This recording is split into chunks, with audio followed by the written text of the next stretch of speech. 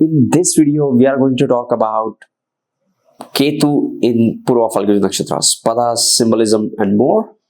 So keep watching. If you are new to my channel, please consider subscribing. And if you want to learn Vedic astrology step by step, check out my link into the description for my 33 days Vedic astrology bootcamp. Now, Ketu in Purvaphalgini Nakshatra. Ketu, we have already made several videos. I will quickly summarize what Ketu stands for and what it signifies. Ketu is one of the nodes. Ketu is the planet. Ketu is a node which is an internalized, intensified transformation agent. Ketu makes you feel frustrated. Ketu also gives you good qualities. Ketu gives you mastery. Ketu is energetic, and at the same time it gives you some psychic abilities, and it depends on all the three factors which we always talk about: Rashi, Lord, and association, if any, and the placement of the Lord. But Ketu is this transformation agent which is going to bring in big changes in your life. What happens when Ketu comes into Purvaphalgini Nakshatra? What is Purvaphalgini Nakshatra? Purvaphalgini Nakshatra ranges from 13 degrees 20 minutes of Leo to the 26 degrees 40 minutes of Leo. It has 4 padas: Leo, Virgo, Libra and Scorpio, 1 Vargottam pada and 1 Pushkar Navamsha. The deity associated with Purvaphalgini Nakshatra is Bhaga, the god of fortune and fate. Not fate, but it's the god of fortune and all the good things. The symbolism associated with this nakshatra is the bed. And this is the Dasha ruled by Venus. So this is a Venus ruled nakshatra in a way that if you are born with moon in Purvaphalgini, your Dasha sequence will start with Venus. Now, what happens when Ketu comes into this nakshatra? The planet of letting it go comes into the nakshatra, which is all about material pleasures. So first thing, what happens is the Ketu is not comfortable with the material things. He feels the guilt. He feels he doesn't deserve this material gains which he is having, because he feels he has not done anything to deserve this divine gift of abundance and all the material gains and pleasure and luxury around him. But it's always the karma. The Purvaphalgini Nakshatra is the outcome of your good past karmas. So little meaning of this Purvaphalgini, Purva literally means the previous, and Phal is the outcome, and Gun are the qualities. So Purvaphalgini is the outcome of your good deeds in the previous life. And when Ketu is coming into this nakshatra, it even more intensifies your good karmas. So other people might think you got it easily or you became lucky, but it's the previous life's karma and good karmas which are paying you off into this lifetime. So the planet of intensity comes into the nakshatra of relaxation. And you have to understand why Purvaphalguni is relaxed. Because this nakshatra comes right after the Magha. Magha is a royal throne. Magha is the gift from the ancestors. And now you have achieved that throne. You deserve that throne, you got it, and now you are relaxing. That's what Purvaphalguni is. Now this Purvaphalguni nakshatra is relaxing. And why it is relaxing? It is planning for its next step. After Purvaphalguni, Uttaraphalguni, there would be Chitra nakshatra, which is about the Chitra, the structure, about the plan, the further plan. So Purvaphalguni is sitting on a bed after achieving the throne in Maga, is now relaxing and planning for their next step.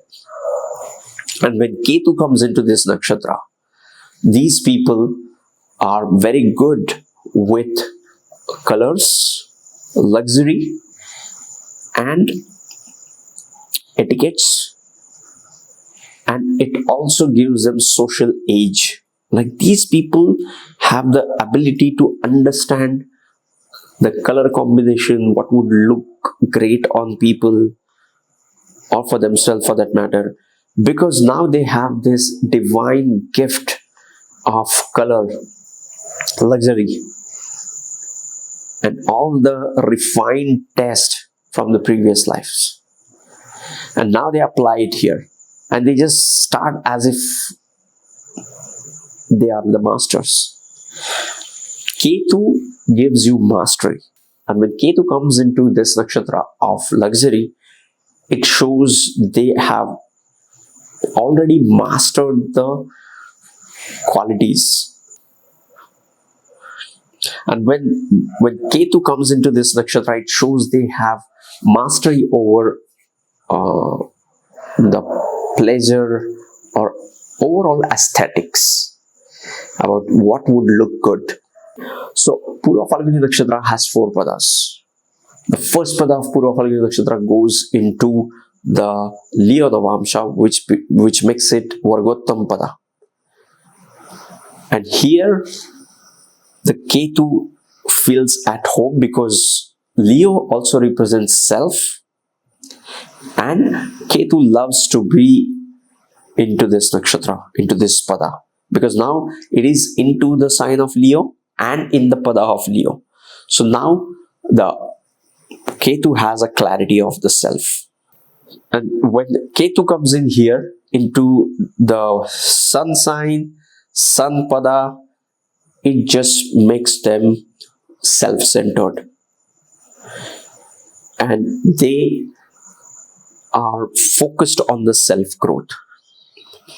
Okay, now the second pada of this nakshatra goes into the Virgo Navamsha. Now Virgo is an earthy pada, and it is good for Ketu in otherwise lazy energy of Purvaphalguni to have this Virgo earthy sign.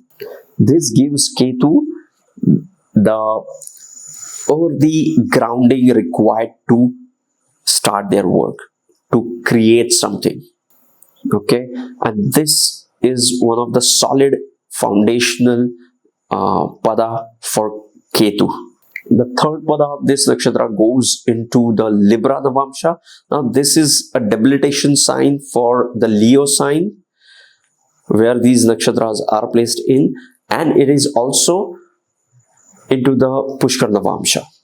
So what happens with this placement is, this Ketu does great, and all the Venusian qualities, all the qualities of Venus, of pleasure, elegance, aesthetics, luxury, whatever we discussed right now, are elevated into this pada, because now that Ketu feels at home because of this pada's environment. Now, let's say if Venus is also conjunct here, even better. But apart from Venus Ketu conjunction, if Ketu is here, it makes these people follow the Venusian path.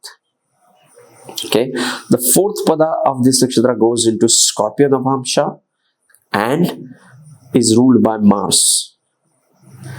And Ketu, the planet of Ketu, comes into the nakshatra of Sun and into the pada of Mars, which makes it a little bit